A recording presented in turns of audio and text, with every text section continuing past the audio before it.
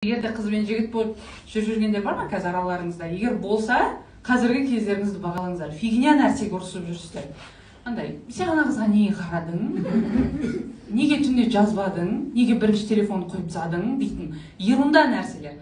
Біз мысалы өткенде мынадай нәрсеге ұрысып келдік, Дидар екеуміз. Ауылда болды бұл жағдай. В общем, Дидар ауылда стяжка қойып жатқан.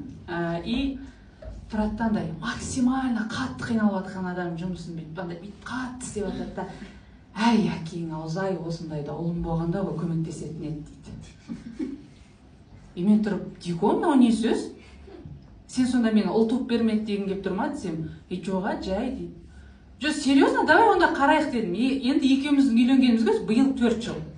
Ұлың болса, ары кетсе 2 жарымда болады. Оны көмектестіріп не істейін деп едің сен? Боғын стяжкаға араластырасың ба?